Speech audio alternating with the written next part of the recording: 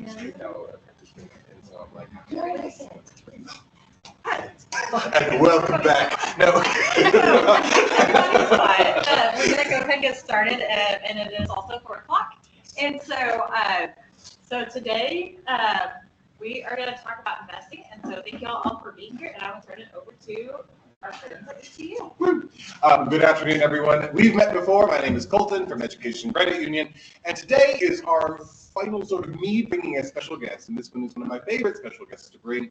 As Megan said, we're talking about investing. So just to recap, if you went through us in the fall bootcamp sessions, you learned about basics, about student loans, credit, budgeting, all that kind of stuff. But in advance, we got to take a little extra step into all of those topics, and including expanding on things like insurance and retirement. And one of those key themes throughout every single one of these advancements that I hope you picked up on is patience and discipline. And if you can apply patience and discipline to building credit, that's going to get you to achieve those financial milestones that you're really hoping to achieve. And navigating insurance with patience and discipline is going to make sure that all of your assets are protected and that you're not being in any way taken advantage of, and so on and so forth. And then discipline culminates with investing. If you've applied all the financial principles that you know, if you have a budget that works for you, if you've optimized your credit score, if you have your assets protected, and you are prepared to retire and look and sort of take risks with your future, you are ready to invest. Jennifer is the Senior Vice President of Member Experience. Exclamation point, not question mark. And there we go. She's the Senior Vice President of Member Experience. And so all the fun features that you get at ECU, the awesome accounts, the great products, the services that we provide, she is the key component of that process. ECU really, as it exists today, doesn't exist without her. I'm very grateful that she's taken time out of her extraordinarily busy schedule to visit with us this afternoon and just share some facts with you about her investment journey. And I can't tell you more. You're Jennifer, everybody. Give her a hand. Thank you so much. So Jen, yeah, let's dive right in. So investments. What is investing? Just getting it started, basically. Putting money to the side, either for savings and just earning interest, or and putting it away for your future. So investing can mean a number of things. It could be you're investing in a new bag. But we got to start somewhere, right? Are you investing in a new car? And this today would be really investing in your future. So putting significant money away over time for your future. When I talk to students at schools, I really there are only 3 things we can do with our money: save it, spend it, or share it. But before we ever get to share it, I try to get students to guess. And about 8th grade, they forget giving, they forget sharing. I don't know what it is. But anyway, so about 8th grade, you get the guess, it's like investing. And I'm like, that's a fancy form of saving. And essentially, yes, we talked savings previously and rudimentary investments. That is essentially when you put money in a savings account, it's going to grow on its own. That is an investment. Investments are what essentially is what yields financial freedom for many, many, many people. Absolutely. And so the fundamentals of it, though, come with things like savings accounts, certificates of deposit, and money market accounts, which we kind of talked about previously, but rehash those for. Yeah, so there's a multitude of different products that could serve you at all stages of life. And I think that that's the biggest thing here is educating yourself on them and how you can benefit from them depending on where you are in life. So there could be a time in life where you want to make a little bit more money on make a little bit more on the money that you have, but you really need to be able to it needs to be accessible really quickly.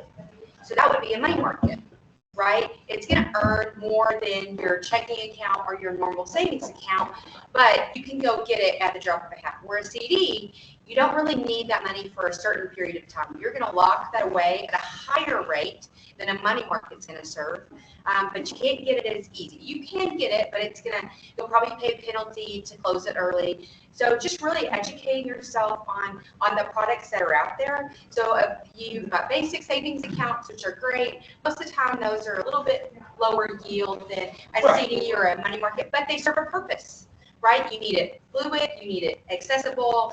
A lot of people use it for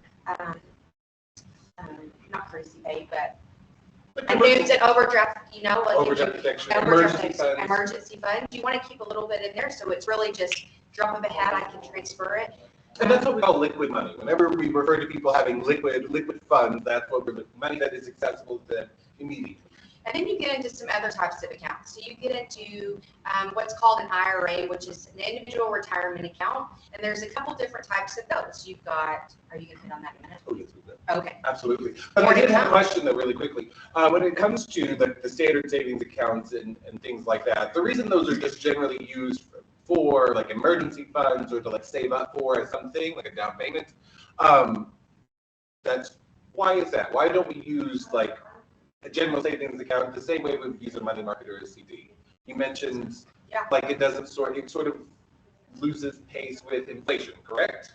Yeah, so again, so money markets and CDs are really they're gonna be based on the market that we're in, right? If you think about, they're gonna be more in line with how much you're paying on your loan. So if you have a loan too, you want to make sure you're getting your most bang for your buck at that institution using one of their products like a CD. So right now our CDs are priced anywhere from 3 to 4% on an annual basis.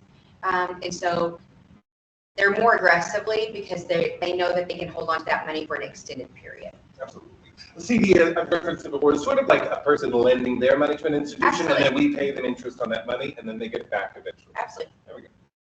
But now, when it comes to your journey, it's very organic, and so I want you to just tell your story, just because you started from, just like anybody else, in like the Amarillo community, right here in the Panhandle. So yeah, Oh dear. Okay.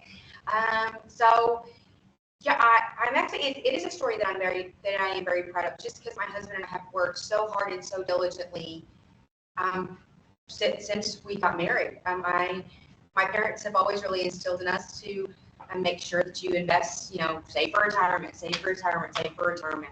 They did not aggressively start saving for retirement until after my brother graduated college.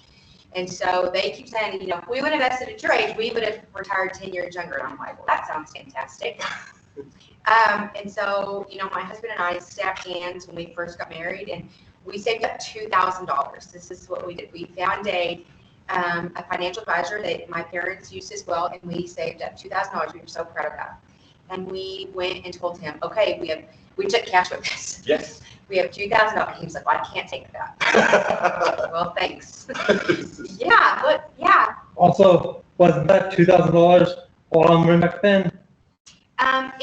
It was a lot of Because money. inflation? And you know what? So it might be like 4,000 now. Yeah. It's only been about 12 years since we started.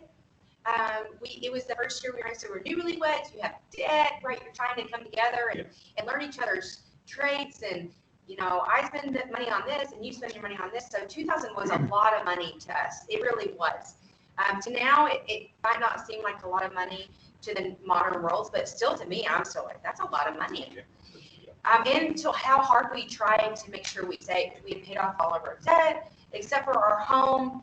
And so it was just one of those really intentional things that we had worked towards. So to us, it was like $1 million, And so talk about working towards that 2,000. Just like you mentioned, you paid off all of your debts before you started investing. And that's one of the things whenever I do talk about it. You don't invest until you can hold up $1 and set it on fire and be generally okay. That's because it is a risk, right? It Yeah. is. All right. Yes. So, And then you panic. exactly. Yeah. Of course. Yes. So when we got married, we came together, and he had already owned a home, which was nice. And I did not know I was renting, but we wiped out all of my savings, all of our savings to put down on a house. So that was nice, but you walk into a new relationship with debt, it's always fun. And he had a truck payment. I didn't have a car payment, but he had a truck payment. And then we had some money on a credit card. Yeah. And so for 15 months, we did not go out to eat. I remember vividly going through that. And I worked in retail. I was young, and so I had friends that would go out to eat, get coffees and all the things, and we kind of just stopped and said, this is our goal, and this is how we want to get there. We probably are a little extreme.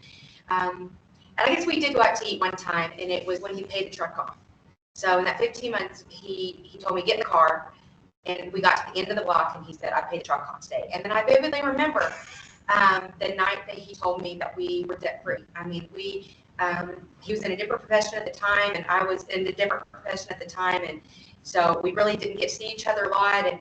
And so it was late one night, and we were both laying down for bed, and he said, we're debt free. And I just, we just worked so hard for it. Sorry. It was just something that we worked so hard for and did sacrifice. You know, I worked in retail so you could get all the new bags and all the new shoes that, you know, you just watched it constantly. And so, but I knew what we were wanting for the future was so much more than that new bag or that new pair of shoes. And we did buy, I mean, there were things that we had to buy, you know.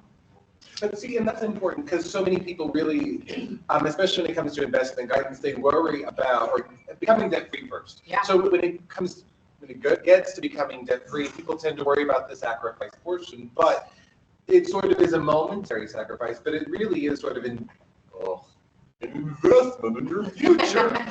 Because it wasn't that you weren't buying those shoes, it wasn't that you weren't going out to eat. Yeah, that's one aspect of it, but you were taking the money that you would have spent going out to eat, that you would have spent on those shoes, and paying down the debt rapidly. And I mean, it was hard. And we've, you know, over the 12 years that we've been married, we've done that actually a couple times. We're actually in a season of it right now where we've decided that we have a really big goal that we want to hit this year, and so we're kind of doing that again. And we're not doing that. We won't go out to eat at all. We have 2 daughters now, and I need some sanity.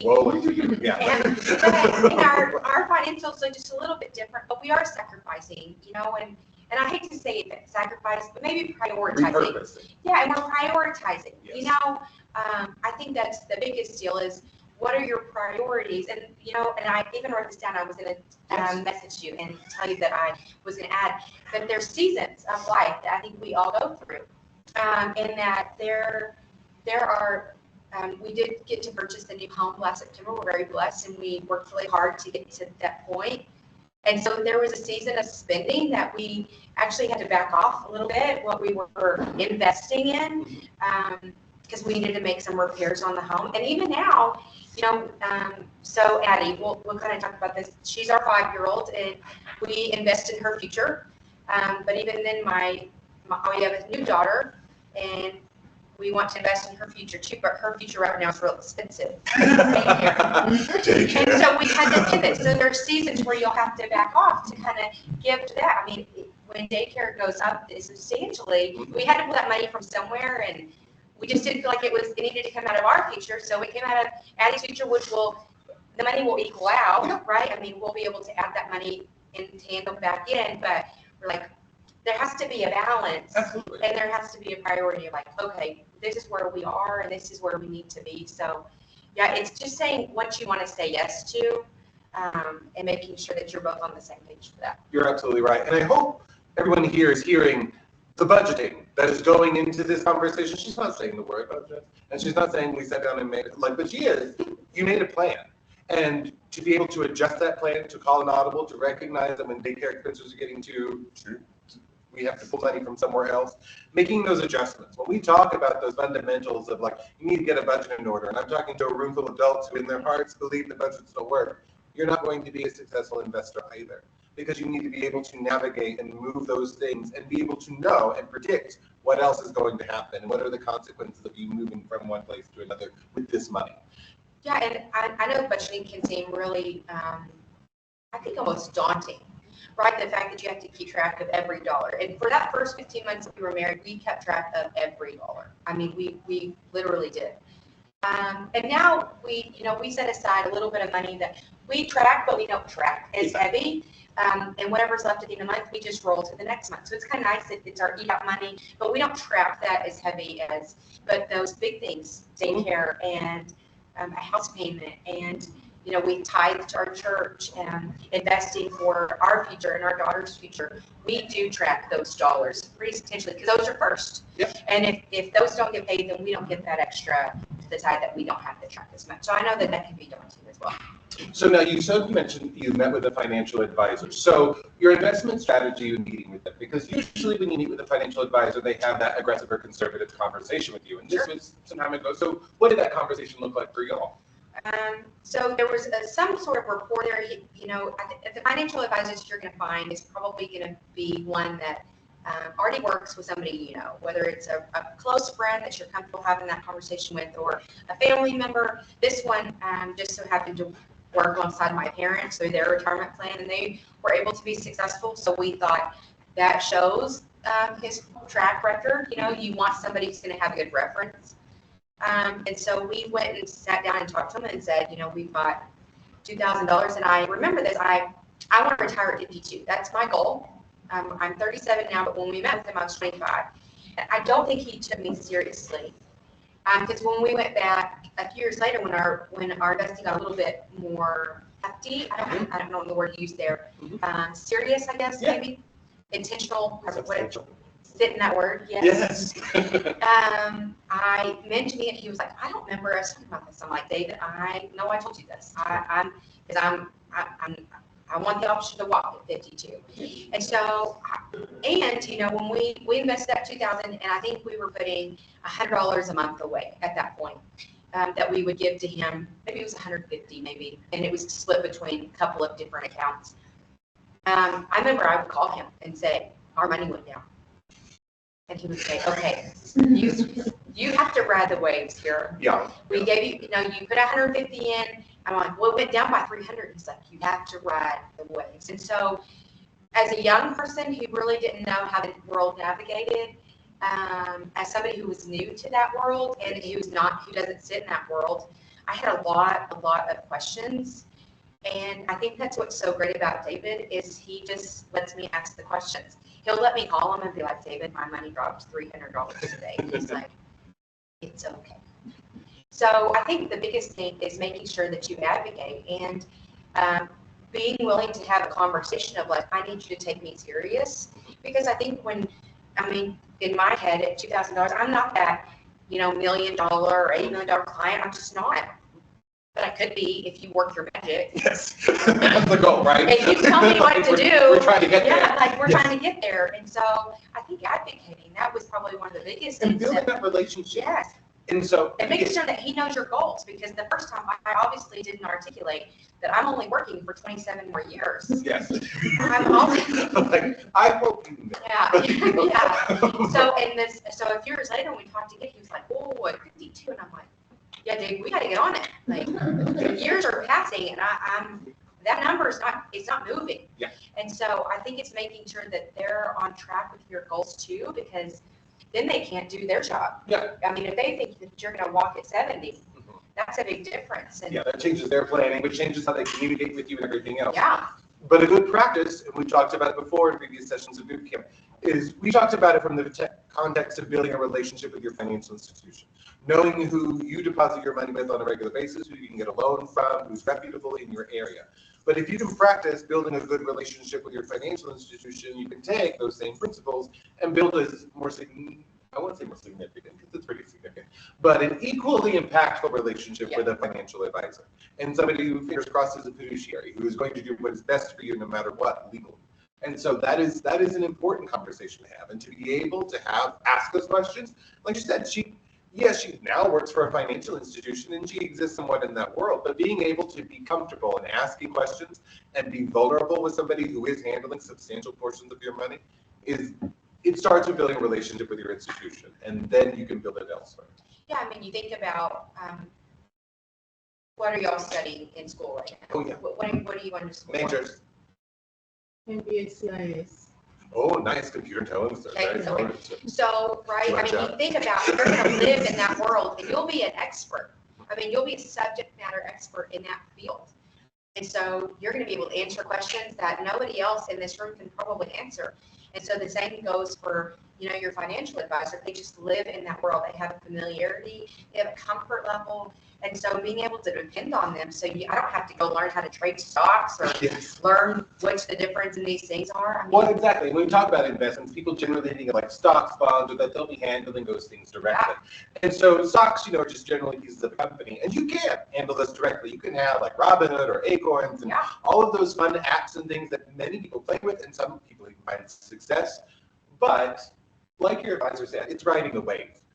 True investment is an exercise in discipline, and they're going to be bear markets. right? Those negative times to where inflation is high, people aren't making money, jobs are low, but your money's on that market and I'm down $300 today.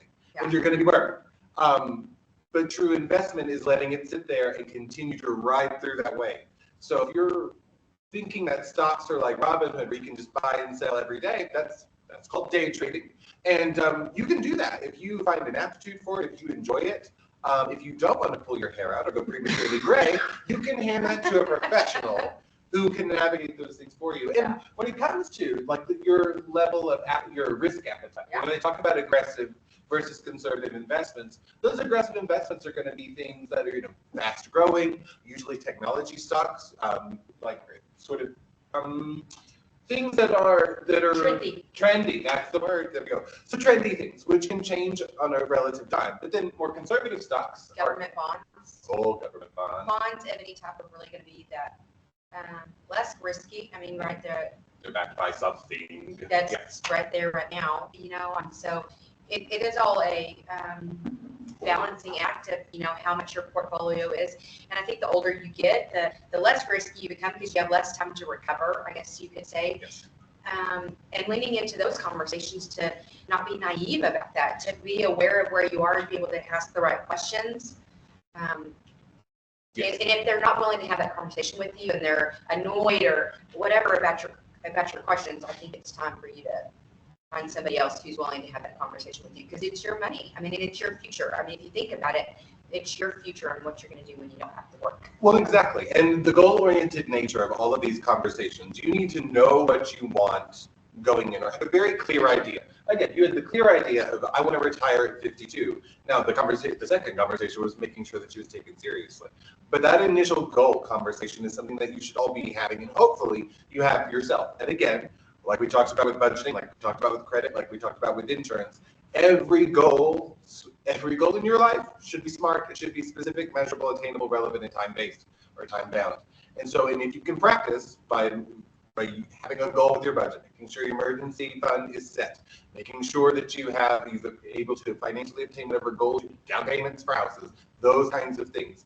If you can set those goals, then you can begin setting investment goals and doing that research on your own as well as with a professional and empower yourself that way. And I think sometimes part of the growing experience really is saying, I don't know. I mean, I don't know how many times in my life I've made that statement. Because I'm like, sometimes you just don't even know where to start. And I think that's such a genuine and vulnerable conversation to have. Yes. Especially at the beginning, be like, look, I'm here and I've got a little bit of extra money and I don't know what I should be going for, but I'm here. Can we start the conversation? So I think sometimes it can be really daunting about what that first conversation can sound like. I think saying, I don't know what to do, and listening and using your discernment of, that sounds smart. Let's start there, and we can pivot in 6 months, or we can pivot in a year, or I think that's also a very big part of the conversation, is such saying, I don't know that. Absolutely. And you mentioned IRAs and things like that earlier, and I want to talk about like the right tool for the job, because so much of this is fundamental financial tools. Anybody here can go to their financial institution of choice, bank or credit union, and you can open an IRA. You can open, they offer them like 529s and things like that we're going to talk about here. And your employer most likely is going to offer you some version of a 401k.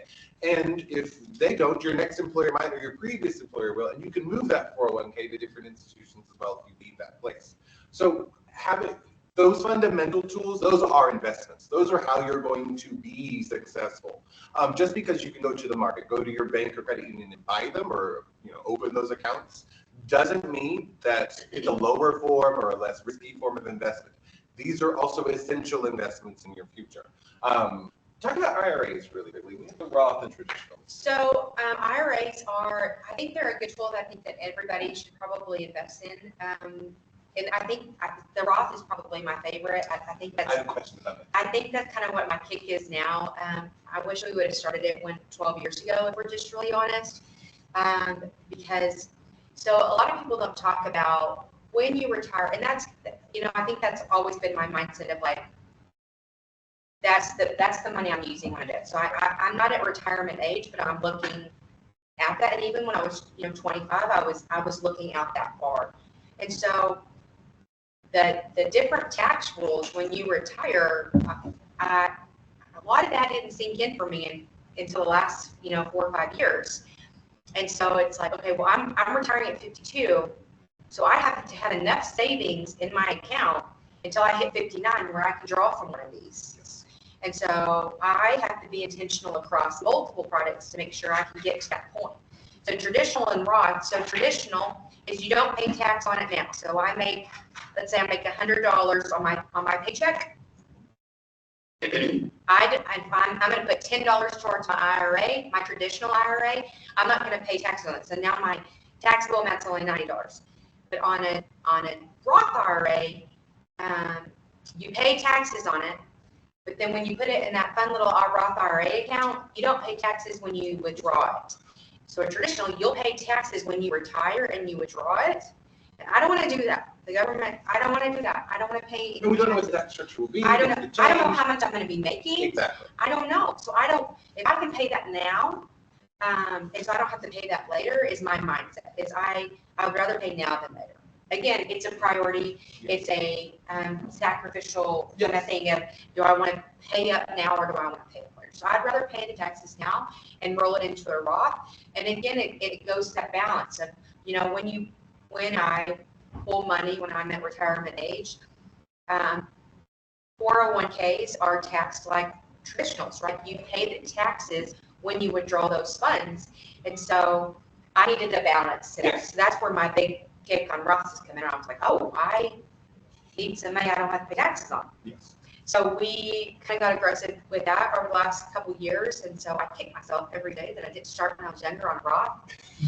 Because I think they are so valuable, because everybody pushes the 401k product, but they don't talk about the balance of, hey, if you have a 401k and a traditional, well, you're going to pay taxes on both of it. And I don't want to pay taxes when I'm older. Yeah, right? Especially when you're on a fixed income or you're just living on your I don't want the unknown. I know what I'm doing. I'm facing now. Exactly. I don't know what that looks like. So if I can maybe balance that out a little bit, so I'm maybe a little bit more protective. And if I'm off to the right there, I would rather that than be off to the wrong there. Yes. When I'm at that age. Again, I'm a fixed income because I can't go back. You can't recover those working years. You just can't. So we really, Yes. diversification really has been something that we really focused on the last couple of years. And again, And diversification, diversification means, like she just illustrated, not all of her income is coming from one specific place. It's not just, all of her retirement is in a 401k. All of her retirement is in an IRA. And they have other investments that we'll talk about shortly. But, so there are multiple, diversification just means your money is coming from more than one place. And I guess the sooner you start doing that, the easier it is for you to acquire what you're looking for in retirement. So diversifying early is beneficial. Yeah, and I wish I knew now what I knew then. I think that's a very statement, and I feel old when I say that statement. I just do. But I just learned about it, right? I mean, it's just somebody said something, and they probably said it to me when I was your age.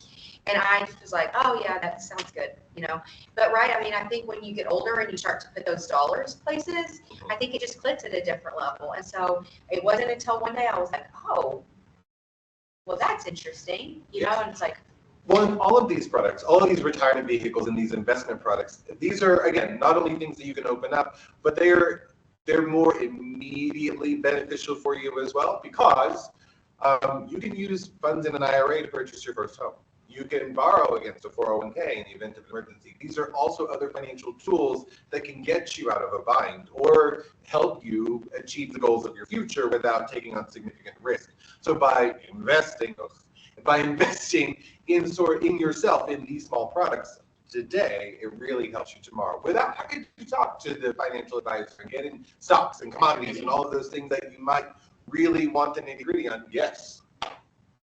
So you talked about pulling money out of your 401k. Mm-hmm. Don't do that unless you have to. Can you replenish that money without tax drawbacks, or how does that work? So if you withdraw, so the fine print of it, withdrawing from any retirement account early, is that's going to count as your income for the year. So if you're prepared to fall into a different tax bracket by borrowing thousands of dollars, if it's not for another purpose, then yeah, you're going to pay additional taxes in that respect.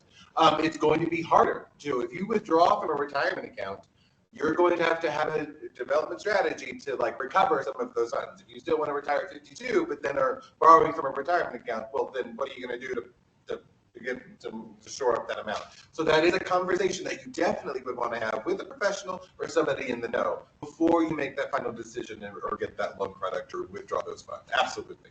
But those are still tools available to you should they be necessary. And so that's, again, having it available is better than not having it at all. Yeah, absolutely. absolutely. Now, 529s, I love these. I think they're awesome. Tell us about 529s really quickly. We just opened a 529. So we have two daughters. One's 5 years old and one's 9 months old. And our oldest one just turned 5, so she started kindergarten. So we got a raise this year. But we didn't take that raise and go way down. We put it in 529 because we've paid substantial amount of money for her daycare for 5 years. It's a part of our. I mean, we can't even miss it. No. Right? I mean, it's ingrained in that we don't get to spend that money because it's going to people that watch her, and we're so grateful that we get to spend that on her. But instead of switching it and just saying, okay, now we have an extra X amount of dollars to spend on whatever, we pivoted that money straight into a 529. So if, by our calculations, if we don't touch that money, if that money goes in. Just be clear, 529, especially it's sorry. an education savings account. Yes, it's for her college. So yeah. When she graduates college, she would have money. So this money went straight from her daycare to her college account. And so it will be something that she can utilize even in high school. If she needed a laptop, we could pull money from it then. But really, we would try to steer as much money towards that as towards her college education. Or vocational school or whatever she wants to go towards. But if you don't touch it, right, I mean, it's upwards of $90,000. And a lot of people, I think they're like, oh yes, we don't have to do daycare anymore, which is great. And if you need to take a little bit of it, but to not incorporate all of it, and just put some, I talked about our next daughter and her little sister started daycare. And it has increased substantially since Addie has been there. And so we had to move a little bit of the money around. So right now it evens out how much we're investing in both. And as soon as Emmy is out, then we'll pour all that money into a 529. And maybe we might take 1 month and just like, I don't know. Go on vacation. I don't know. I don't know what I would do. Just 1 month. But I almost would not, because I would be like, oh, this is great. It's like a taste of it, and I don't want to do that. So don't, yeah. So we went and did this. So we set this up in May, knowing she would start daycare. She would be done with daycare in August. So we went 3 months early. We set up the account.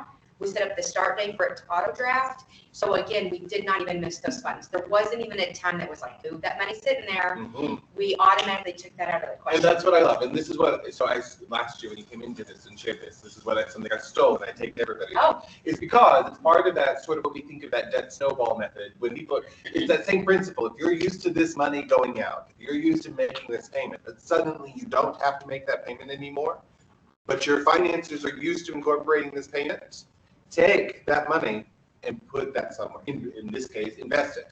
Again, put it in a 529. Put it in your IRA. Put it again. Savings account. Put it in a savings, and then again, you're getting a tax return hopefully soon. Take that money, start a relationship with a financial advisor, and then you have the $200 to $150, whatever it is, going towards that your future, whatever that looks like. So yeah, when you began your relationship with a financial advisor, so what sustained your investment? Just a financial advisor?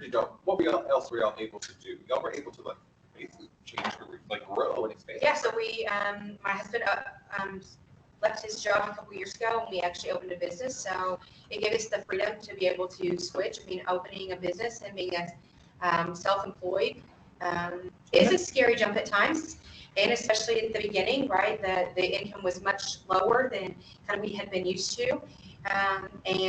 But we knew we had savings set aside. I mean, I think when we calculated it all, he didn't have to bring home a check for 76 months. We knew because of the savings that we had, okay, or he could bring home this much of a check. And now, I mean, it's been great and given him some freedom and time to, but then it also allowed us to invest in another type of investment. Real estate, yes, it was on the previous one, yes, good. Yeah, that's the interesting, and I think it's sort of the more grassroots, and I love that, so yeah. Sure, it's real estate, so we currently own 16 properties in the last 5 years. So we've been able to be aggressive in that, and very blessed. We've been intentional and really been able to grow that portfolio. And again, it would be something that we could pass on to our children, and that would be something that we hope to gift to them when they graduate. Now, when you're investing in these properties, like, you're not going to be 52 and paying on houses still, correct? Right. The way it's staggered and you've structured it, you're going to be, able to fully retire and just manage the business. Right, and some of that is, it depends on where. So we actually bought a couple more a couple weeks ago. So those won't be paid off. There we go, fair enough. But we have enough of we have 8 that will be paid off in that time. So we did some 15 and some 20-year notes, so that by the time we got to retirement age, those would be completely paid off, and we could live off of that income. And then some of these others, the ones that we did a couple weeks ago, were a little bit longer, so we won't be able to see that, but we still are getting income from those. And it's the long game. I think that when people think real estate, they're like, oh, get me, it'll be a get rich quick, and like house flipping and things like that. And there are some times that we've gotten a really good deal, but for us, it's the long game. So there was one property we made $60 a month on. And then we sold it, and we were able to buy a couple more with it. So for us, it was really investing in what that long game looked like instead of that get rich. Yes. And we did one that. Because it's not about taking advantage of the situation. It's about basically maximizing everybody. You were able to provide housing to somebody and Yes. earning $60 a month essentially. It paid the mortgage of what Yes. we needed to. It paid $60, and we were able to do one for 5 years. We were actually able to do one loan for 5 years that'll be paid off next May. So it really is a balancing act for us and what we want to be able to give up, because it did cause money for down payment and closing costs. So we did have to save and prioritize. We're again to that word.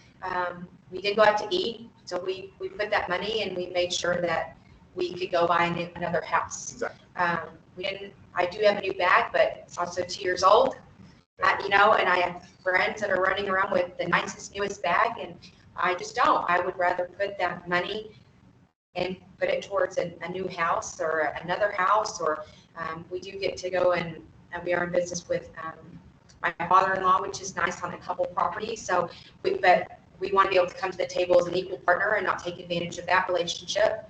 So it's being very intentional to make sure that we are diversified. Yes. That does allow us to have freedom, when we're older, and it does hopefully build, wealth for our babies, and make sure that they don't know, they will never know, they won't know until the day we hand them the keys to one, that we own these. That's our deal. They don't know we own them.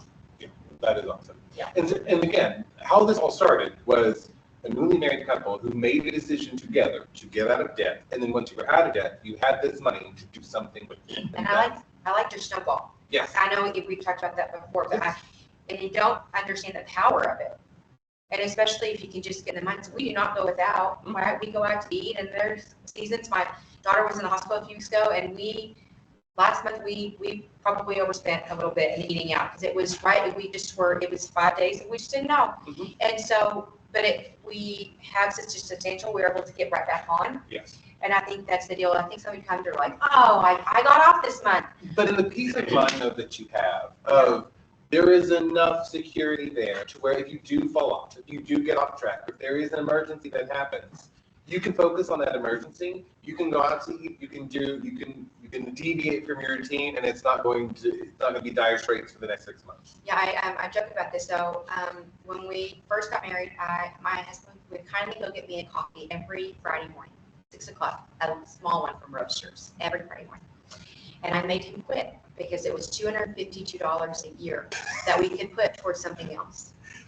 When I was in the hospital, I got a coffee every day, Yeah, right? I mean, it's prioritizing, but for the time of need, I didn't need that. When we Exactly. first got married, I can We can take the $250 and we can put it somewhere else. Yes. I mean, it is, but now I'm like, okay, I can have 5 coffees this week and it's fine. Or I can, And my thing that I'm going to reinforce again is that $252 per year, it didn't not get spent, because that's the thing. So many people are like, I can't have this, and it's not I can't have. It is that you were taking that money and you were putting it towards something else that you prioritize more. yeah, I bought a $20 coffee pot. Yes. So I put $20 towards it. And then I think we put it towards the credit card, if I remember right. I mean, we did that. The little things. Yes. So I'll tell one personal story Okay. about how I paid off my. Oh, So I used to have a really, really bad habit. And so, but what I did was part of a dental thing, so I couldn't. And then, so that stops me, but then I was like, what's going to benefit me more is that every time when I would go to purchase, I would just transfer that money, that $7 at the time, years ago. So I did transfer that $7 every 2 days to my savings. And that's instead of buying, I would just transfer that money, and it actually helped me pay off the credit card sooner. I love this. Okay, so repurposing, again, it was dual mindset. I didn't want to go back to the dentist and have a dry sock. But then too, like, by the end of the first week, I was like, oh my gosh, that's so much money. So anyway, but it's a little thing. It's a little thing. It is, and Yeah. you think that you're like the coffee thing, and I'm like, oh, you never, and I'm like, I don't miss it. And now I'm like, I think it would be different if that first year we were very strict, but then it just got me to have it. That's a treat. That wasn't my everyday thing, right? It was a treat. So And you deserve treats. yeah, I mean, so I think people think that I probably was extreme. We probably were extreme that year, but it really set us up for the next years of saying like, okay, well, we really don't need that. It really can go towards something else. Or, I really do like to be able to do this. So, Absolutely. and then building your budget around that. I really like to be able to go to Taco Villa twice a month if I'm in a bind for work. Twice a week. So we build it in. I know. Like, I need my combo burrito. So weird. Yeah, so weird. I know. All right. Oh, yeah. Salad away. Oh, okay. I see you. Stay making a taco no pizza. Anyway. Guess what time it is? No, questions though about the investment rate. This is a fun conversation, but you're here to learn. And so again, the grassroots conversation starts with, do you have money saved? Do you have a budget that supports your saving? And then once you have money saved, who are you going to hand it to make it grow? But what questions do you have about that investment journey? Are there things that we didn't answer? Yes, sir. You mentioned real estate, physical properties. What are your thoughts on real estate investment trusts? I don't know enough about them for me to be able to answer that. I'm so sorry. I know the disappointment all over your face. Shucks. Yes. I'm so sorry. I would encourage, so for like supplemental information or just general information, things, I would point you to like Investopedia. They have several great articles on real estate investment trusts, just the fundamentals of what they are and how to sort of get involved in one. But essentially, instead of doing sort of buying a house and renting or flipping, it's where you go in with a group of people or in a property company, and you basically all have pieces of this, like you have 16 homes. Well, if it was a real estate investment trust, there'd be like 10 of you, and we all get income from these 16 homes. That's kind of how those work. Again, lucrative, beneficial, but I really do like sort of grassroots, like we're providing housing and also like, sustaining our own personal business. I do love that. Good question. Yeah. What else? Other retirement investment vehicles you've heard about that you're curious about? Cash for gold schemes, anything we need to deter you from? Like, what are we doing? Is anybody currently saving for retirement? Yes. Is anybody, okay. Right over here. Okay, Very good, okay, very good. excellent, Yes. okay, excellent. That's excellent. Start now, please start now. Just take $10.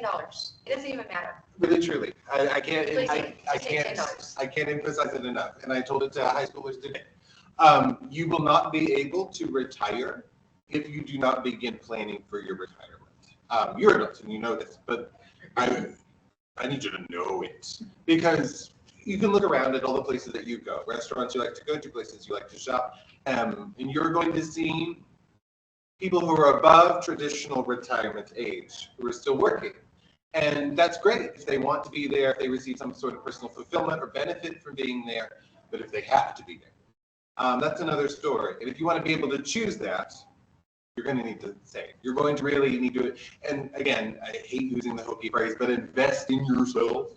Investing in yourself means making sure you have it starts with a healthy savings. If you can't keep a emergency fund of $500 and that you don't touch, it's going to be really hard for you to open up a CD and put $1,000 in there that you don't touch for a year or 18 months. And then it's going to be harder for you to put, $2,000, $3,000, $6,000 a year in an IRA that you won't touch until you're 59 and a half.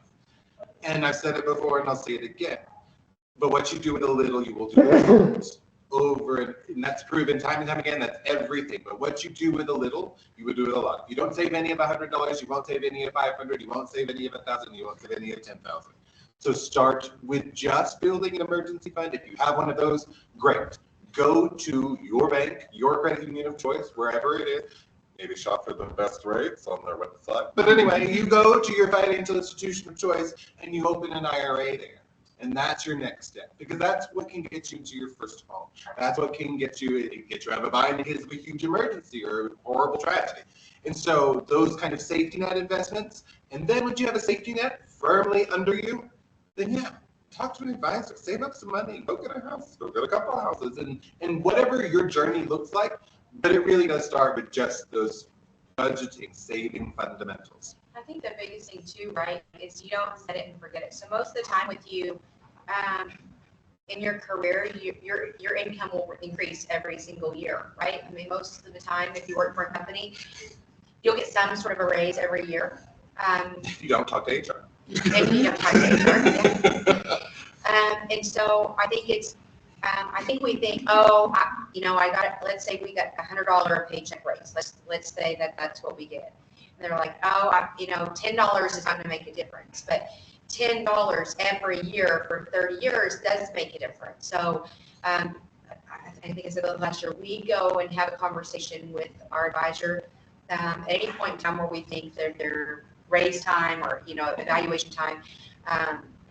My husband owns his own company, and so if we think there'll be some new opportunities there, and we actually set that money up to go away before it actually hits our account, because that $10 extra a pay period, every single pay period, it does add up, because the next year it might be 20, or it might be 30, or it might be 50, and you have that to your 10. I mean, that's $60 per pay period that maybe you can compound it over 30 years. I mean, that's why they say to start early. And so just make sure you're not setting it, forgetting it, and make sure that you're okay. I'm investing this much.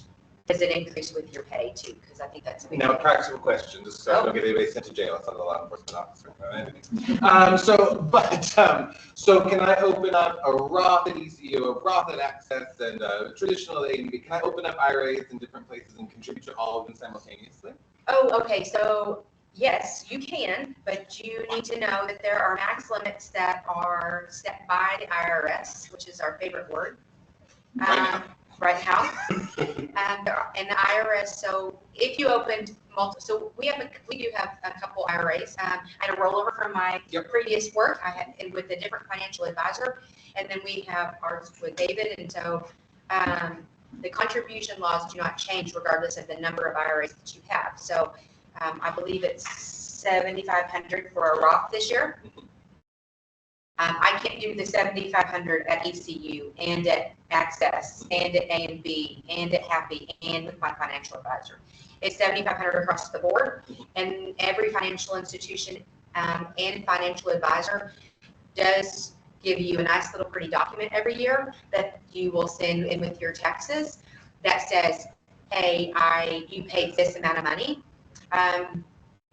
That would be, I think, tax evasion. Yes, you can exceed those limits, and if you try, you'll have the wrong people showing up at your door. Yeah. Be mindful of that. There are limits that the IRS puts in place. If you open an HSA, we have HSAs are great opportunities for you to save for retirement too, and they're great for your future too. They don't ever expire. You can use them in retirement.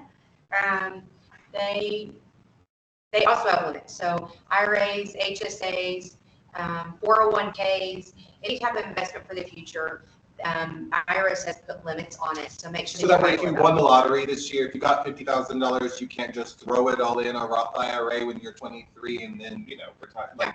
because they're income limits. But So, you can do 7,500 in a Roth, Yep. and you can do $20,000 in a 401k, and then you can do open a money market. money, like, right, I mean, so you can build it that way, so it's not this way. And that's a good different example of products. diversification as well. So there are aspects of sort of forced diversification with income limits. Yeah, Or that's a contribution good way to limits. do that, Yeah. yeah, excellent, yeah. All right, last round, questions, comments, concerns, then we have a quiz, and then somebody's gonna win $50. Ooh, You Yeah. talked about the 529s real quick, and that's not really towards you, it's really for someone else. Do you also do things like trusts and stuff as well? there are trusts that we probably could look into it at some point. We do manage your trust, so we can't set up, ECU can't set up your trust, but we can manage your trust documents with an account that you set up with ECU. But it'll, normally you will work with an attorney to set up some sort of trust. And that again goes to passing on that generational wealth to your next generation, to your children. And again, with those 529s, right? It's passing that on to the next group of people that's going to be blessed by you. And a Roth IRA is one of those things as well that can also be bequeathed. So Yes. a Roth IRA is a traditional note, but a Roth IRA, there are no mandatory distributions, and like, if you don't ever use it, you can pass it on to somebody who. Well, and the 529s actually can switch to a Roth. So if they don't use the money from a 529, you're like, great, what am I going to do? They did vocational school and it was only $10,000, so I've got $20,000 in this account.